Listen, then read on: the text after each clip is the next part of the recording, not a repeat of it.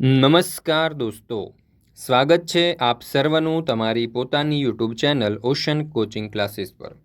મિત્રો, આજે આપણે ધોરણ 9ના હિન્દી વિષયની ગાલા સ્વાધ્યાય પોથીના પાઠ નંબર 4 કર્ણ કા જીવન દર્શનનું સંપૂર્ણ સોલ્યુશન આ વિડીયોમાં જોવાના છે। મિત્રો, આપણી આ ચેનલ ઉપર ધોરણ 9ના હિન્દી વિષયની ગાલા સ્વાધ્યાય પોથીના બધા જ પાઠના વિડીયો સોલ્યુશન્સ મૂકવામાં આવેલા છે, જેની લિંક તમને નીચે ડિસ્ક્રિપ્શન બોક્સની અંદર મળી જશે। તેમજ ધોરણ 9ના હિન્દી વિષયની ગાલા સ્વાધ્યાય પોથીના બધા જ પાઠના સોલ્યુશનની પીડીએફ, હા દોસ્તો, પીડીએફનો અભ્યાસ કરવા માટે આપણી એપ્લિકેશન જરૂરથી ડાઉનલોડ કરી લેજો, કારણ કે આ તમામ સોલ્યુશનની પીડીએફ તમને એપ્લિકેશનમાં મળી જશે। તેમજ આપણા વોટ્સઅપ ગ્રુપમાં જરૂરથી જોડાઈ જજો, જેથી કરીને જે પણ વિડીયોની લિંક તમારે જોઈતી હોય તે તમે વોટ્સઅપ પર પ્રાપ્ત કરી શકો। તો વોટ્સઅપ ગ્રુપમાં જોડાવા માટેની લિંક, એપ્લિકેશન ડાઉનલોડ કરવા માટેની લિંક અને વિડીયો જોવા માટેની લિંક તમને નીચે ડિસ્ક્રિપ્શન બોક્સમાં મળી જશે। ચાલો તો શરૂ કરીએ ધોરણ 9ના હિન્દી વિષયની ગાલા સ્વાધ્યાય પોથીના પાઠ નંબર 4 કર્ણ કા જીવન દર્શનનું સંપૂર્ણ સોલ્યુશન। વિભાગ 1। અહીંયા આપણને કહ્યું છે કે પ્રશ્ન નંબર 1, સही विकल्प चुनकर रिक्त स्थानों की पूर्ति कीजिए। पहलो सवाल, सांसारिक सुख भोगने की इच्छा खाली जगह की नहीं थी, तो जवाब आवश्यक कर्ण। बीजू, राज्य से प्राप्त खाली जगह मनुष्य साथ नहीं ले जाता, तो जवाब आवश्य वैभव। त्रीजू, कर्ण के आदर्श वाले मनुष्य खाली जगह का भार नहीं होते, तो जवाब आवश्यक कंचन। चौथुं, दान की देव सरिता निर्मल करतल से खाली जगह रहे सदा, तो जवाब आवश्य झरती। पांचमું, गरुड़ खाली जगह में नहीं होता, तो जवाब आवश्य महलो। मित्रों, आपणे ओशन कोचिंग क्लासीस नामनी एक जबरदस्त एप्लिकेशन लॉन्च करी छे। आ एप्लिकेशन पर तमे धोरण 3 થી 12ના બધા જ વિષયના તમામ પ્રકારના સોલ્યુશનની પીડીએફો પ્રાપ્ત કરી શકશો, જેમ કે દરેક વિષયના દરેક પાઠની સમજૂતીના સોલ્યુશનની પીડીએફ, સ્વાધ્યાયના સોલ્યુશન, સ્વઅધ્યયન પોથીના સોલ્યુશન, ગાલા સ્વાધ્યાય પોથીના સોલ્યુશન, પ્રશ્ન બેંક એકમ કસોટીઓના સોલ્યુશન, અસાઇનમેન્ટના સોલ્યુશન, પ્રથમ દ્વિતીય વાર્ષિક પરીક્ષાઓના પ્રશ્નપત્રના સોલ્યુશન અને તમામ પ્રકારના સોલ્યુશન અહીંથી તમને મળી જશે। તો જરૂરથી આપણી એપ્લિકેશન ડાઉનલોડ કરી લેજો। તમારા દોસ્તો, મિત્રો, સગા સંબંધીઓ, ભાઈબંધો જે પણ ધોરણ 3 થી 12માં અભ્યાસ કરતા હોય દરેકને એપ્લિકેશન વિશે જણાવી દેજો। એપ્લિકેશન ડાઉનલોડ કરવા માટેની લિંક તમને નીચે ડિસ્ક્રિપ્શન બોક્સની અંદર મળી જશે। प्रश्न नंबर 2, निम्नलिखित प्रश्नों के उत्तर एक एक वाक्य में लिखिए। पहलो सवाल, धन संपत्ति किस लिए है, तो जवाब आवश्य धन संपत्ति परोपकार के लिए है।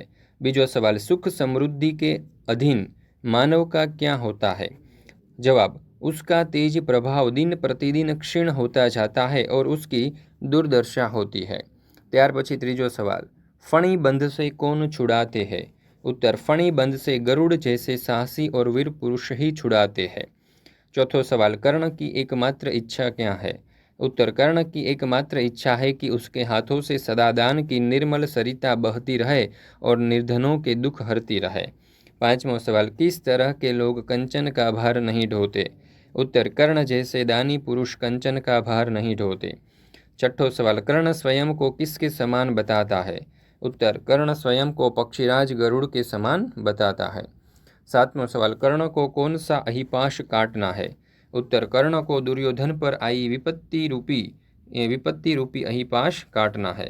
आठवां सवाल, वैभव हेतु ललचाने का क्या परिणाम होता है, उत्तर वैभव हेतु ललचाने का यह परिणाम होता है कि वह लालच ही मनुष्य को नष्ट कर देता है। त्यार पछी प्रश्न नंबर 3, मनुष्य निम्नलिखित प्रश्नों के उत्तर 2-3 वाक्यों में लिखिए। एमा पहलो सवाल, वैभव से क्या प्राप्त होता है, उत्तर वैभव से मनुष्य को ढेर सारी चिंताएं और थोड़ी सी हंसी खुशी प्राप्त होती है। इसके अतिरिक्त उसे चमक दमक दिखाने का अवसर और क्षणिक भोग विलास प्राप्त होता है। त्यार पछी बीजो सवाल, गरुड़ कहाँ रहता है, तो जवाब आवश्य गरुड़ पहाड़ों में निवास करता है, चट्टानों की फटी दरारें ही उसका घर होती है। त्रीजो सवाल, परोपकारी मनुष्य क्या करते हैं, उत्तर परोपकारी मनुष्य धन का कभी संग्रह नहीं करते, वे अपने धन को जरूरतमंद लोगों में बांट देते हैं। चौथो सवाल, कर्ण दुर्योधन का साथ क्यों नहीं छोड़ सकता, उत्तर दुर्योधन के सामने युद्ध का घोर संकट है, इसलिए सच्चा मित्र होने के कारण कर्ण आपत्ति के समय उसका साथ नहीं छोड़ सकता। त्यार पछी प्रश्न नंबर 4, निम्नलिखित प्रश्नों के उत्तर 5-6 वाक्यों में लिखिए।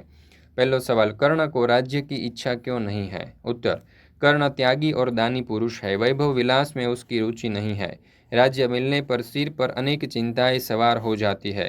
बस थोड़े समय के लिए हंसी खुशी, चमक दमक और भोग विलास की सामग्री उपलब्ध हो जाती है। कर्ण इन क्षण भंगुर वस्तुओं को तुच्छ समझता है, इसलिए उसे राज्य की इच्छा नहीं है। ત્યાર પછી બીજો सवाल, दानी पुरुष का स्वभाव कैसा होता है? उत्तर, दानी पुरुष धन दौलत को संग्रह करने की वस्तु नहीं मानते। वे अपना धन दूसरों को बांटने में ही रुचि रखते हैं। वे अपनी बहुमूल्य वस्तुएं दूसरों को देने में संकोच नहीं करते। वे किसी से कुछ लेते नहीं, वे दूसरों को देने में सुख का अनुभव करते हैं। इस प्रकार दानी पुरुषों का स्वभाव दयालु और उदार होता है। ત્યાર પછી આપણે જોઈએ ત્રીજો सवाल, कर्ण गरुड़ को अपना आदर्श क्यों मानता है? अथवा तो कर्ण स्वयं को गरुड़ क्यों मानता है? उत्तर, गरुड़ कबूतरों की तरह महलों में सुनहरे शिखरों में रहना पसंद नहीं करता। वह पहाड़ों या चट्टानों की दरारों में रहता है। नागपाश से छुड़ाने की शक्ति गरुड़ में ही होती है। कर्ण का स्वभाव भी गरुड़ के समान है। राजपाट और वैभव विलास को वह पसंद नहीं करता। वह मित्र दुर्योधन को युद्ध के नागपाश से छुड़ाना चाहता है। इस प्रकार गरुड़ जैसा स्वभाव होने के कारण कर्ण उसे अपना आदर्श मानता है। ત્યાર પછી જોઈએ ચોથો सवाल, सुख समृद्धि के अधीन रहने वाले मनुष्य की क्या दशा होती है? उत्तर, सुख समृद्धि के अधीन रहने से मनुष्य धीरे धीरे अपना प्रभाव खो देता है। राजपाट, राजमुकुट और मणिमय सिंहासन उसका तेज हर लेते हैं। उसकी वैभव पाने की लालसा प्रतिदिन बढ़ती जाती है, परंतु यही लालसा अंत में उसका विनाश करती है। इस प्रकार सुख समृद्धि के अधीन रहने वाले मनुष्य की अंत में दुर्दशा होती है। ત્યાર પછી જોઈએ વિભાગ 2, વ્યાકરણ આધારિત।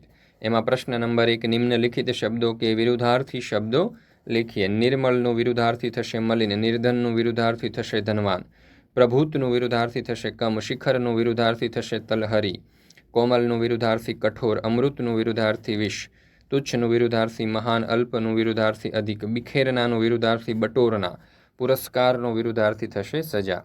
ત્યાર પછી જોઈએ પ્રશ્ન નંબર 2, નિમ્નલિખિત શબ્દો કે પર્યાયવાચી શબ્દ લખીએ। વિલાસ તો એનો સમાનાર્થી શબ્દ થશે સુખોપભોગ, કરતલનું સમાનાર્થી હથેલી, તુચ્છનું સમાનાર્થી ક્ષુદ્ર, પ્રચુરનું સમાનાર્થી પ્રભુત, દરજનું સમાનાર્થી દરાર, પ્રાસાદનું સમાનાર્થી રાજમહલ, શિખરનું સમાનાર્થી ચોટી, આંધીનું સમાનાર્થી અંગડ, વારીનું સમાનાર્થી પાની, વિષનું સમાનાર્થી ગરલ, શૈલનું ચટ્ટાન, અયનનું ગમન, કોમલનું મૃદુ અને ભૃજંગનું થશે સર્પ, આતપનું થશે ધૂપ અને વિપદનું થશે આપત્તિ। ત્યાર પછી જોઈએ પ્રશ્ન નંબર 3, निम्नलिखित शब्द समूह के लिए एक शब्द लिखिए। पहलो सवाल, मंदिर या पहाड़ का सबसे ऊंचा भाग? तो शिखर। बीजू, कनक जैसी आभा वाला? तो कनकाभ। रेखा की तरह अवकाश? तो दरार। जिसका तेज क्षीण हो गया है? तो तपह क्षीण। फणीधर नाग का बंधन? तो फणिपाश। पक्षियों में राजा? तो पक्षीराज। ત્યાર પછી જોઈએ પ્રશ્ન નંબર 4, निम्नलिखित शब्दों के उपसर्ग पहचान कर लिखिए। प्रयत्न तो प्र वत्ता यत्न, प्रलोभन तो प्र वत्ता लोभन, ત્રીજું છે પ્રભૂત તો પ્ર વત્તા ભૂત, निर्मल तो निह प्लस मल, अत्यल्प तो अति वत्ता अल्प, प्रभाव तो प्र वत्ता भाव, निर्धन तो नि वत्ता धन, अमृत तो अवत्ता मृत, अतिरिक्त तो अति वत्ता रिक्त, प्रतिदिन तो प्रति वत्ता दिन, दुर्दशा तो दु वत्ता दशा, प्रचुर तो प्र वत्ता चूर, विजय तो विवत्ता जय અને પરોપકાર તો પર વત્તા ઉપકાર। ત્યાર પછી પ્રશ્ન નંબર 5, निम्नलिखित शब्दों के प्रत्यय पहचान कर लिखिए। सांसारिक तो संसार वत्ता ईक, અહીંયા ઈક જે છે તે પ્રત્યય થશે। સેવક તો સેવા વત્તા ક, ભયંકર તો ભય વત્તા કર, પ્રભાવહીન તો પ્રભાવ વત્તા હીન, સ્વર્ણિમ તો સ્વર્ણ વત્તા ઈમ, मणिमय तो मणि वत्ता मय, क्षणिक तो क्षण वत्ता इक, जरूरतमंद तो जरूरत वत्ता मंद, दयालु तो दया वत्ता लू, आवश्यकता तो आवश्यक वत्ता ता, बर्फीला तो बर्फ वत्ता ईला, समृद्धि तो समृद्ध वत्ता ई, विलासी तो विलास वत्ता ई, झंझावाती तो झंझावात प्लस ई। ત્યાર પછી પ્રશ્ન નંબર 6, निम्नलिखित प्रत्येक वाक्य में से कर्तुवाचक संज्ञा पहचान कर लिखिए। पहलो सवाल, आजकल लोक प्रतिनिधि सेवक की भूमिका कम ही अदा करते हैं। तो यहाँ कर्तुवाचक संज्ञा है सेवक। बीजू, कभी कभी संपत्ति का भोगी उसका मालिक नहीं होता। तो यहाँ कर्तुवाचक संज्ञा थशे भोगी। ત્યાર પછી ત્રીજું, भयंकर स्वप्नों को देखकर व्यक्ति की नींद उड़ जाती है। तो અહીંયા अर्थ थशे भयंकर। चौथुं, सुनार ने स्वर्ण से अति प्राचीन कलात्मक मूर्तियाँ बनाई। तो અહીંયા આવશે જવાબ સુનાર।